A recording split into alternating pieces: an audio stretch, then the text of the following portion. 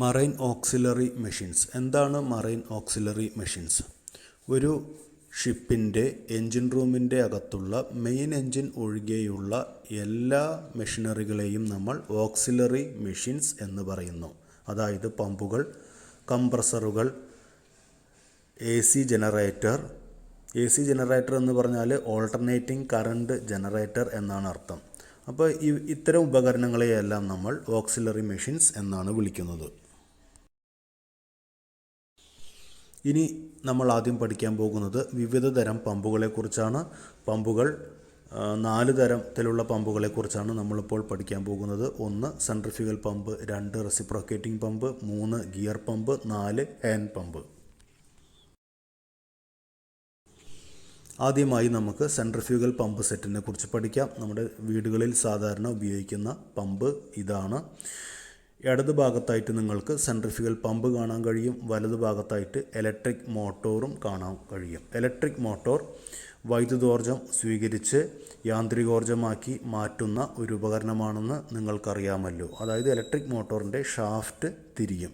ഈ തിരിയുന്ന ഷാഫ്റ്റിനെ നമ്മൾ സെൻട്രിഫ്യൂഗൽ പമ്പിനകത്തുള്ള ഇമ്പലറുമായാണ് ഘടിപ്പിച്ചിരിക്കുന്നത്. സെൻട്രിഫ്യൂഗൽ പമ്പ് ഇടത് ഭാഗത്തായിട്ട് കാണിച്ചിരിക്കുന്നത് ശ്രദ്ധിക്കൂ.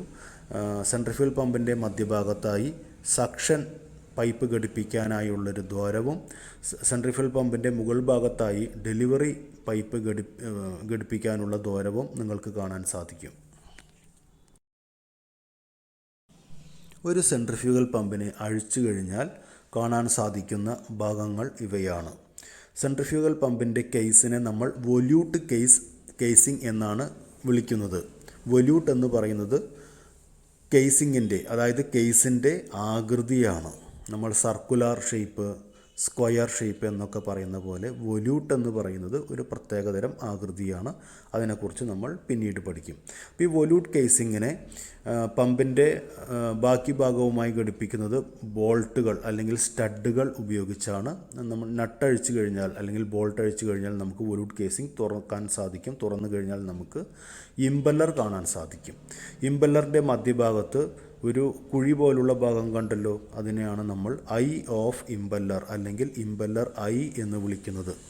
വൊല്യൂട്ട് കേസിങ്ങിനകത്തേക്ക് സക്ഷൻ പൈപ്പ് വഴി കടന്നു വരുന്ന വെള്ളം കയറി ചെല്ലുന്നത് ഇമ്പല്ലറിൻ്റെ ഐയിലേക്കാണ്. ഇമ്പല്ലർ തിരിയുകയാണ് ചെയ്യുക. അതായത് ഇമ്പല്ലറിനെ ഇലക്ട്രിക് മോട്ടോർ തിരിക്കുന്നു. അതെങ്ങനെയാണ്? ഇലക്ട്രിക് മോട്ടോറിൽ നിന്നും വരുന്ന ഷാഫ്റ്റിലാണ് ഇമ്പല്ലറിനെ ഘടിപ്പിച്ചിരിക്കുന്നത്, ഒരു നട്ട് ഉപയോഗിച്ച് ഫിറ്റ് ചെയ്തിരിക്കുന്നത്. അതുകൊണ്ട് ഷാഫ്റ്റ് തിരിയുമ്പോൾ ഇമ്പല്ലറും തിരിയുന്നു. അങ്ങനെ തിരിയുന്ന സമയത്ത് ഇമ്പല്ലറിൻ്റെ അകത്തേക്ക് പ്രവേശിച്ച വെള്ളം സെൻട്രിഫ്യൂഗൽ ആക്ഷൻ കാരണം ഇമ്പല്ലറിൻ്റെ വാനുകൾക്കിടയിലൂടെ പുറത്തോട്ട് വരുന്നു. ഇങ്ങനെ പുറത്തോട്ട് വരുന്ന വെള്ളം വൊല്യൂട്ട് കേസിൻ്റെ അകത്ത് കയറുന്നു. വൊല്യൂട്ട് കേസിൻ്റെ അകത്ത് കയറി അവിടെ നിന്നും ഡെലിവറി പൈപ്പ് വഴി, അതായത് വൊല്യൂട്ട് കേസിങ്ങിൻ്റെ മുകളിലുള്ള ഡെലിവറി പൈപ്പ് വഴി പുറത്തോട്ട് പോകുന്നു. ഇതാണ് സെൻട്രിഫ്യൂഗൽ പമ്പിൻ്റെ പ്രവർത്തനം. ഈ ചിത്രത്തിൽ നിങ്ങൾക്ക് ഇമ്പല്ലർ കാണാവുന്നതാണ്.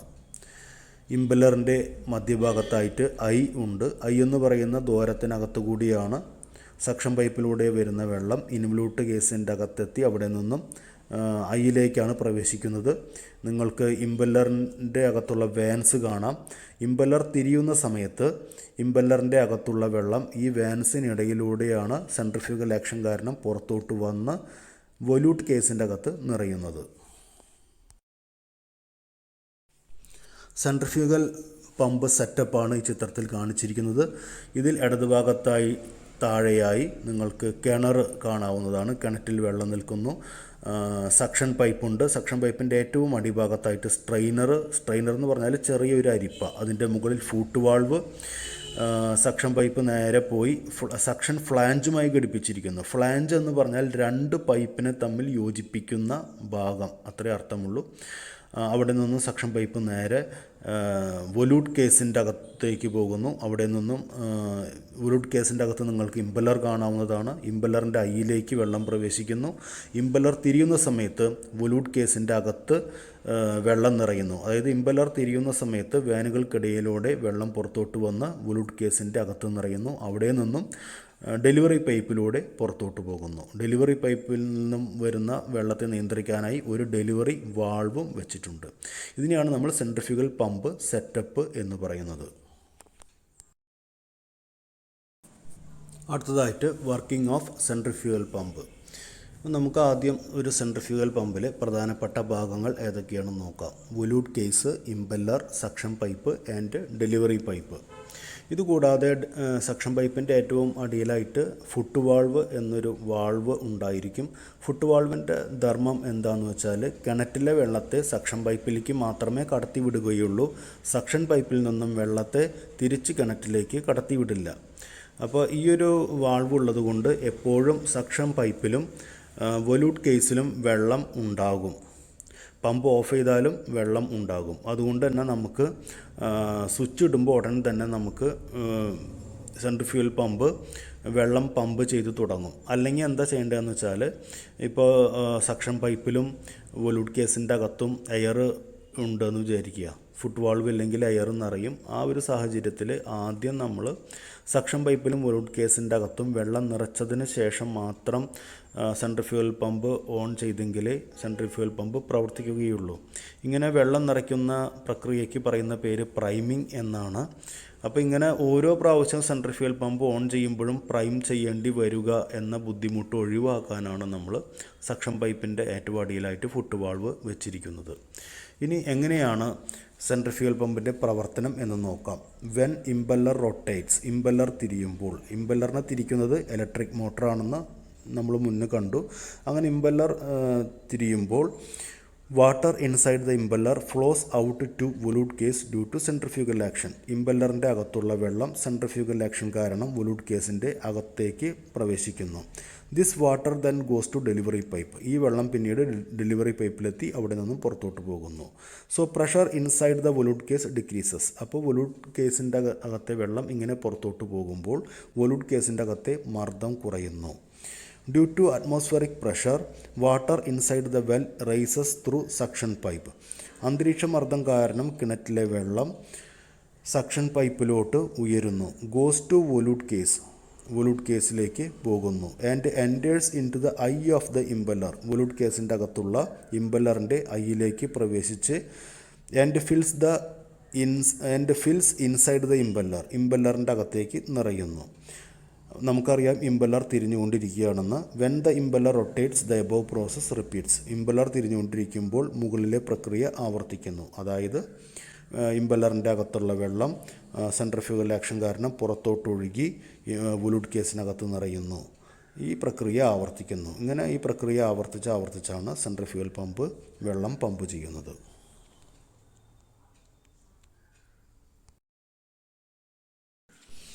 അടുത്തതായി ഫുട്ട് വാൾവിൻ്റെ പർപ്പസ് എന്താണെന്നാണ് പഠിക്കാൻ പോകുന്നത്. Foot valve is a one way valve. Foot valve ഒരു വൺ വേ വാൾവാണ്. അതായത് ഒരു ദിശയിൽ മാത്രമേ അത് ദ്രാവകങ്ങളെ കടത്തിവിടുകയുള്ളൂ.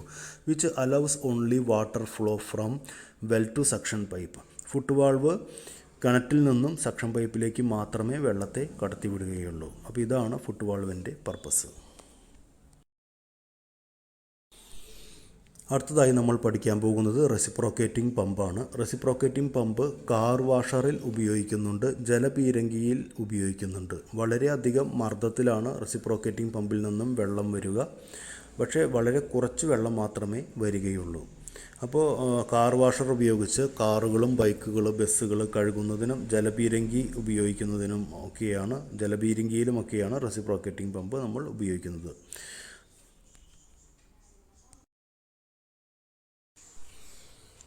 ഇനി ഒരു കാര്യം ശ്രദ്ധിക്കുക. റെസിപ്രോക്കേറ്റിംഗ് പമ്പ് രണ്ട് തരമുണ്ട്, സിംഗിൾ ആക്ടിങ്ങും ഡബിൾ ആക്ടിങ്ങും. ഇവിടെ ആദ്യം നമുക്ക് സിംഗിൾ ആക്ടിംഗ് റെസിപ്രോക്കേറ്റിംഗ് പമ്പിൻ്റെ വർക്കിങ്ങിനെ കുറിച്ച് പഠിക്കാം. സിംഗിൾ ആക്ടിംഗ് റെസിപ്രോക്കേറ്റിംഗ് പമ്പ് എന്ന് പറഞ്ഞാൽ പിസ്റ്റണിൻ്റെ ഒരു ഭാഗത്തു മാത്രമേ സക്ഷൻ പൈപ്പും ഡെലിവറി പൈപ്പും കാണുകയുള്ളൂ. ഡബിൾ ആക്ടിംഗ് റെസിപ്രോക്കേറ്റിംഗ് പമ്പിൽ പിസ്റ്റണിൻ്റെ ഇടതുഭാഗത്തും വലതുഭാഗത്തും സക്ഷൻ പൈപ്പുകളും ഡെലിവറി പൈപ്പുകളും കാണാം. ആദ്യം നമുക്ക് സിംഗിൾ ആക്ടിംഗ് റെസിപ്രോക്കേറ്റിംഗ് പമ്പിൻ്റെ പ്രധാന ഭാഗങ്ങൾ ഏതൊക്കെയാണെന്ന് നോക്കാം. Cylinder, piston road, connecting road, crank, suction valve, delivery valve, suction pipe and delivery pipe. ഇനി ഒരു സിംഗിൾ ആക്ടിംഗ് റെസിപ്രോക്കേറ്റിംഗ് പമ്പിൻ്റെ പ്രവർത്തനം, അതായത് വർക്കിംഗ് എങ്ങനെയാണെന്ന് നോക്കാം. ഇതിൽ 2 സ്ട്രോക്ക് വരുന്നുണ്ട്. ആദ്യത്തെ സ്ട്രോക്കാണ് suction stroke. When piston moves to right side, piston വലത്തോട്ട് പോകുന്ന സമയത്ത് suction valve opens and delivery valve closes. Suction പൈപ്പിലുള്ള സക്ഷൻ വാൾവ് തുറക്കുകയും ഡെലിവറി പൈപ്പിലുള്ള ഡെലിവറി വാൾവ് അടയുകയും ചെയ്യുന്നു. Water rises through suction pipe and enters into the cylinder. വെള്ളം, അതായത് കിണറ്റിലെ വെള്ളം സക്ഷൻ പൈപ്പിലൂടെ ഉയർന്നു വന്ന് സിലിണ്ടറിനകത്ത് നിറയുന്നു. ഇനി അടുത്തത് delivery stroke. When piston moves to left side, piston ഇടത്തോട്ട് പോകുന്ന സമയത്ത് suction valve closes and delivery valve opens. Suction valve അടയുകയും ഡെലിവറി വാൾവ് തുറക്കുകയും ചെയ്യും. അപ്പോൾ സിലിണ്ടറിൻ്റെ അകത്തുള്ള വെള്ളത്തെ പിസ്റ്റൺ തള്ളി ഡെലിവറി പൈപ്പിലൂടെ പുറത്താക്കുന്നു. Water is pushed to delivery pipe by piston. അടുത്തതായിട്ട് നമുക്ക് ഡബിൾ ആക്ടിംഗ് റെസിപ്രോക്കേറ്റിംഗ് പമ്പിനെ കുറിച്ച് പഠിക്കാം. അതിൻ്റെ ചിത്രമാണ് ഈ കാണുന്നത്. ചിത്രത്തിൽ കാണുന്ന പോലെ പിസ്റ്റണിൻ്റെ ഇടത് ഭാഗത്ത് ഒരു ഡെലിവറി പൈപ്പും ഒരു സക്ഷൻ പൈപ്പും ഉണ്ട്. അതുപോലെ തന്നെ പിസ്റ്റണിൻ്റെ വലതു ഭാഗത്തും ഒരു ഡെലിവറി പൈപ്പും ഒരു സക്ഷൻ പൈപ്പും ഉണ്ട്. ഓരോ പൈപ്പിലും അതിൻ്റേതായ വാൾവുകളും ഉണ്ട്. അടുത്തതായിട്ട് നമുക്ക് description of double acting reciprocating pump. അപ്പോൾ ഒരു ഡബിൾ ആക്ടിംഗ് റെസിപ്രോക്കേറ്റിംഗ് പമ്പിൽ എന്തൊക്കെയാണുള്ളത്? It has 1 suction pipe and 1 delivery pipe on each side of the cylinder. സിലിണ്ടറിൻ്റെ ഓരോ ഭാഗത്തും ഒരു സക്ഷൻ പൈപ്പും ഒരു ഡെലിവറി പൈപ്പും ഉണ്ട്. അങ്ങനെ മൊത്തം 2 സക്ഷൻ പൈപ്പും 2 ഡെലിവറി പൈപ്പും ഉണ്ടായിരിക്കും. Each pipe has corresponding valves. ഓരോ പൈപ്പിലും അതിൻ്റേതായ വാൾവുകൾ ഉണ്ടായിരിക്കും. സക്ഷൻ പൈപ്പാണെങ്കിൽ സക്ഷൻ വാൾവ്, ഡെലിവറി പൈപ്പാണെങ്കിൽ ഡെലിവറി വാൾവ്. അങ്ങനെ മൊത്തം 4 വാൾവുകൾ ഉണ്ടായിരിക്കും. അടുത്തതായിട്ട് പ്രവർത്തനം, working. When piston moves to one side, delivery happens in that side. Piston ഒരു വശത്തേക്ക് സഞ്ചരിക്കുമ്പോൾ നമുക്കറിയാം പിസ്റ്റൺ സിലിണ്ടറിൻ്റെ ഉള്ളിൽ റെസിപ്രോക്കേറ്റ് ചെയ്യുകയാണ് ചെയ്യുന്നത്. അങ്ങനെ പിസ്റ്റൺ സിലിണ്ടറിൻ്റെ ഉള്ളിലെ ഒരു വശത്തേക്ക് സഞ്ചരിക്കുമ്പോൾ ആ വശത്തെ ഡെലിവറി പൈപ്പിൽ നിന്നും വെള്ളം വരുന്നു. അതേസമയം തന്നെ സിലിണ്ടറിൻ്റെ മറുവശത്ത് സക്ഷൻ പൈപ്പിലൂടെ വെള്ളം ഉയർന്ന് സിലിണ്ടറിൻ്റെ അകത്ത് നിറയുന്നു. ഇനി പിസ്റ്റൺ ആ ഭാഗത്തേക്ക് സഞ്ചരിക്കുമ്പോൾ ആ ഭാഗത്തു നിന്ന് ഡെലിവറി പൈപ്പിലൂടെ വെള്ളം പുറത്തോട്ട് വരുന്നു. മറുഭാഗത്ത് സക്ഷൻ പൈപ്പിലൂടെ വെള്ളം വന്ന് സിലിണ്ടറിൻ്റെ അകത്തേക്ക് നിറയുന്നു. ഇങ്ങനെയാണ് ഇതിൻ്റെ പ്രവർത്തനം. അടുത്തതായി സെൻട്രിഫ്യൂഗൽ പമ്പ്, റെസിപ്രോക്കേറ്റിംഗ് പമ്പ് തമ്മിലുള്ള ഒരു താരതമ്യ പഠനമാണ്. സെൻട്രിഫ്യൂഗൽ പമ്പ് വർക്ക് ചെയ്യുന്നത് സെൻട്രിഫ്യൂഗൽ ആക്ഷൻ മൂലമാണ്. അതേസമയം റെസിപ്രോക്കേറ്റിംഗ് പമ്പ് വർക്ക് ചെയ്യുന്നത് പോസിറ്റീവ് ഡിസ്പ്ലേസ്മെൻറ്റ് മൂലമാണ്. പോസിറ്റീവ് ഡിസ്പ്ലേസ്മെൻറ്റ് എന്ന് പറഞ്ഞാൽ പിസ്റ്റൺ നേരിട്ട് വെള്ളത്തെ തള്ളി ഡെലിവറി ചെയ്യുന്നു. ഇതിനെ നമ്മൾ പോസിറ്റീവ് ഡിസ്പ്ലേസ്മെൻറ്റ് എന്ന് വിളിക്കുന്നത്. സെൻട്രിഫ്യൂഗൽ പമ്പിൽ നിന്നും ഹൈ ഫ്ലോ കിട്ടും, അതായത് ധാരാളം വെള്ളം കിട്ടും. പക്ഷേ റെസിപ്രോക്കേറ്റിംഗ് പമ്പിൽ നിന്നും വെള്ളം കുറച്ചേ കിട്ടുകയുള്ളൂ, അതായത് ലോ ഫ്ലോ ആയിരിക്കും. സെൻട്രിഫ്യൂഗൽ പമ്പിൽ നിന്നും കുറവ് മർദ്ദമുള്ള ദ്രാവകങ്ങളാണ് ഡെലിവറി ചെയ്യപ്പെടുന്നത്. അതായത് സെൻട്രിഫ്യൂഗൽ പമ്പിലൂടെ പമ്പ് ചെയ്യപ്പെടുന്ന ദ്രാവകങ്ങൾക്ക് മർദ്ദം കുറവായിരിക്കും, ലോ പ്രഷർ ആയിരിക്കും. പക്ഷേ റെസിപ്രോക്കേറ്റിംഗ് പമ്പിൽ നിന്നും വരുന്ന ദ്രാവകങ്ങൾക്ക് ഹൈ പ്രഷർ ആയിരിക്കും. സെൻട്രിഫ്യൂഗൽ പമ്പിൽ വൊലൂട്ട് കേസും ഇമ്പലറും ഉണ്ട്. അതേസമയം റെസിപ്രോക്കേറ്റിംഗ് പമ്പിലുള്ളത് സിലിണ്ടർ, പിസ്റ്റൺ, വാൾവുകൾ എന്നിവയാണ്. 2 പമ്പുകൾക്കും പൊതുവായുള്ളത് നിങ്ങൾക്കറിയാമല്ലോ, സക്ഷൻ പൈപ്പ്, ഡെലിവറി പൈപ്പ് എന്നിവയാണ്. സെൻട്രിഫ്യൂഗൽ പമ്പ് ഉപയോഗിക്കുന്നത് വീടുകളിലും പെട്രോൾ പമ്പുകളിലുമാണ്. അതേസമയം റെസിപ്രോക്കേറ്റിംഗ് പമ്പ് ഉപയോഗിക്കുന്നത് കാർ വാഷറിലും വാട്ടർ ഗണ്ണിലും ആണ്. അടുത്തതായിട്ട് നമുക്ക് പഠിക്കാനുള്ളത് ഗിയർ പമ്പാണ്. ഗിയർ പമ്പ് ഒരു എൻജിൻ്റെ അകത്ത് ഓയിൽ പമ്പായി, ലൂബ്രിക്കേഷൻ ഓയിൽ പമ്പായി ഉപയോഗിക്കുന്നുണ്ട്. ഗിയർ പമ്പിൻ്റെ പ്രധാന ഭാഗങ്ങൾ കേസിങ്, അതായത് പുറംഭാഗം, അതിൻ്റെ അകത്തായി ഒരേ തരത്തിലുള്ള 2 ഗിയർ വീലുകൾ, ഡ്രൈവർ ഗിയറും ഡ്രിവൻ ഗിയറും. ഇവ പരസ്പരം മെഷായിരിക്കുന്നു, അതായത് യോജിച്ചിരിക്കുന്നു. ഡ്രൈവർ ഗിയറാണ് തിരിക്കപ്പെടുന്നത്. എൻജിനിൽ നിന്നും വരുന്നൊരു ഷാഫ്റ്റ് ഉപയോഗിച്ചോ അല്ലെങ്കിൽ മറ്റു വിധേനയോ ഡ്രൈവർ ഗിയറിനെ തിരിക്കുന്നു. അപ്പോൾ അതുമായി ചേർന്നിരിക്കുന്ന ഡ്രിവൻ ഗിയറും തിരിയുന്നു. 2 ഗിയർ വീലുകളുടെയും പല്ലുകൾ കേസിൻ്റെ ഉള്ളിൽ തൊട്ടില്ല എന്ന മട്ടിലാണ്. അതായത് അടുത്തടുത്ത് വരുന്ന 2 പല്ലുകളും കേസും ചേർന്ന് ഒരു ക്ലോസ്ഡ് പോക്കറ്റ് അല്ലെങ്കിൽ ക്ലോസ്ഡ് ചേംബർ ഉണ്ടാകുന്നു.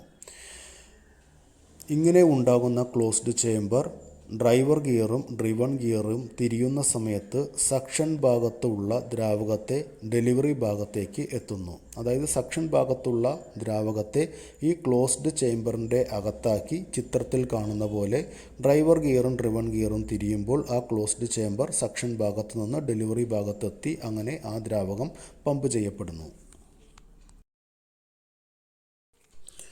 ഗിയർ പമ്പിൻ്റെ കേസ് അഴിച്ചതിന് ശേഷമുള്ള ചിത്രമാണ് ഇത്. ഇതിൽ നിങ്ങൾക്ക് ഡ്രൈവർ ഗിയറും ഡ്രിവൺ ഗിയറും അവയെ ഉൾക്കൊള്ളുന്ന കേസും കാണാവുന്നതാണ്. ഇനി ഗിയർ പമ്പിൻ്റെ ഡിസ്ക്രിപ്ഷനാണ്. ഇതിൽ driver gear, driven gear, case എന്നിവയുണ്ട്. Teeth of each gear wheel just touches the case. നമ്മൾ ചിത്രത്തിൽ നേരത്തെ കണ്ട പോലെ ഡ്രൈവർ ഗിയറിൻ്റെയും ഡ്രിവൺ ഗിയറിൻ്റെയും പല്ലുകൾ കേസിൻ്റെ ഉള്ളിൽ തൊട്ടില്ല എന്ന മട്ടിലാണ് ഇരിക്കുന്നത്.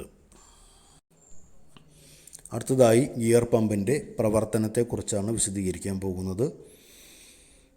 ഗിയർ പമ്പിൻ്റെ അകത്ത്, അതായത് ഗിയർ പമ്പിൻ്റെ കേസിൻ്റെ അകത്ത് ഡ്രൈവർ ഗിയറും ഡ്രിവൺ ഗിയറും ഉണ്ട് എന്ന് അറിയാമല്ലോ. ഈ രണ്ട് ഗിയർ വീലിലെയും അടുത്തടുത്തുള്ള രണ്ട് പല്ലുകളും കേസിൻ്റെ മുകൾ ഭാഗവും, അതായത് ഉള്ളിലെ മുകൾ ഭാഗവും ചേർന്ന് ഒരു ക്ലോസ്ഡ് പോക്കറ്റ് ഉണ്ടാകുന്നു.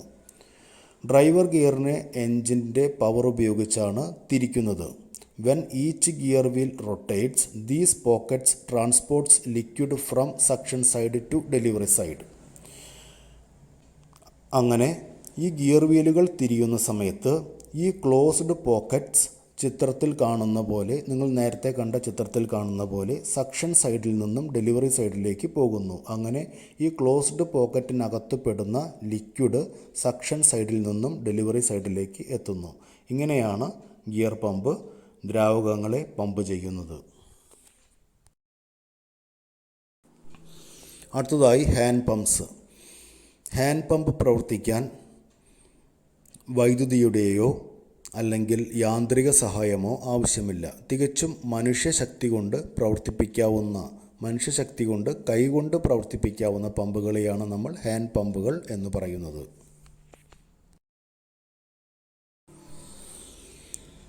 ഹാൻഡ് പമ്പുകളുടെ ഏറ്റവും വലിയ അഡ്വാൻറ്റേജ് എന്താണെന്ന് വെച്ചാൽ പവർ ഫെയിലിയറോ അല്ലെങ്കിൽ എൻജിൻ പ്രവർത്തിക്കാതെ വരികയോ ചെയ്താലും നമുക്ക് കൈകൊണ്ട് ഈ പമ്പ് പ്രവർത്തിപ്പിക്കാം എന്നതാണ്.